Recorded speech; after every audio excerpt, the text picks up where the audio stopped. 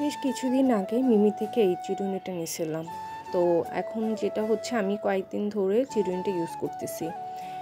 এমন অবস্থা যে মনে হয় বেশি দিন ইউজও করি নাই, কিনে রেখে দিছি। আমার তো অনেক চিরুনি লাগে এই কারণে। এরপর দেখতেছি যেটা উপরের চিরুনির যে বুটি বুটি ইয়াগুলো আছে ওগুলো খুলে খুলে পড়ে গেছে, আর চুল পুরা ছিঁড়ে ছিঁড়ে আসতেছে।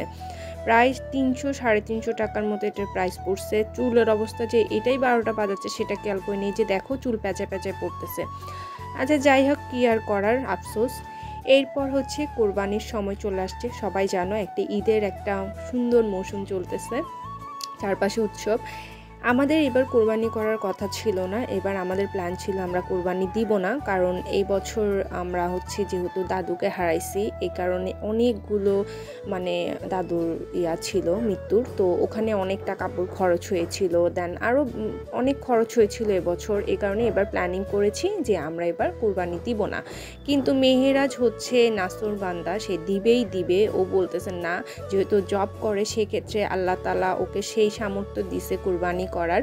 তো আলহামদুলিল্লাহ এদিক দিয়ে আব্বু যেটুকু পারছে একটু সাপোর্ট দিছে, বাট বেশি সাপোর্টটা মেহেরাজ দিছিল। তো আনন্দ লাগছিল, সব টাকা পয়সা বের করে গুনতেছিল, একটা বাজেট তৈরি করতেছিল কত টাকা দিয়ে আনা যাবে।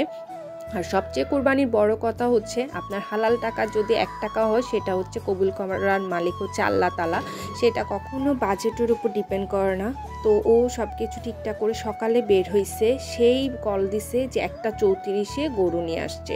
গরু নিয়ে তো আরেক কাহিনী, যা অবস্থা, গরু ছুটে গেছিলো, ওটা কোথায় থেকে কোথায় চলে গেছিলো, ওটাকে আবার আনার জন্য ওর অবস্থা পুরো খারাপ হয়েছিল। সাতকা নিয়ে চলে গেছিলো, ওখান থেকে গরু আনছে। তো আলহামদুলিল্লাহ এটা হচ্ছে এই বছর কোরবানির আমাদের গরু। অনেকেই বলতে পারেন হয়তো বা ছোট, এবছর কেন গরু আমাদের ছোট পড়ছে বা এরকম সেরকম। যাই হোক, আমার কাছে মনে হয় যে আমার ভাইয়ের হালাল টাকা দিয়ে, ওর কষ্টের টাকা দিয়ে এতটুকু করতেছে, এটাই আলহামদুলিল্লাহ। যেখানে করার কথা ছিল না সেখানে ওর টাকা দিয়ে করা হচ্ছে, সেটাই হচ্ছে সবচেয়ে বড় পাওয়া। আল্লাহ তাআলা কবুল করুক সবার কোরবানি, সেটাই হচ্ছে চাওয়া। এরপরে আর হচ্ছে বটি টটি ধার না করলে কেন জানি কোরবানির আমেজ লাগে না। ছোটোবেলায় দেখতাম ওনারা এসে এসে বাসার সামনে এভাবে বটি ধার করানোর জন্য ডাকতো, আর আম্মুরা গিয়ে গিয়ে বটি ধার করাতো। তো সেম এবার উনি যখন ডাকতে ছিল, পরে আমি সকালে ঘুম ছিলাম, শারমিন এটার ভিডিও ক্লিপ নিয়েছিল, বলতেছে দেখতে ভালো লাগছিল। তারপর গরুকে খাবার দাবার দেওয়া হচ্ছিল এদিকে, যেহেতু একটু গায়েটাই ছিলে গেছিলো, কালকে অনেক দৌড়াদৌড়ি করছে। দেখতে যতটা ইনোসেন্ট লাগতেছিল তার চেয়ে বেশি দুষ্টু একটা গরু, অনেক কষ্ট করে ওকে কন্ট্রোলে আনা হয়েছে।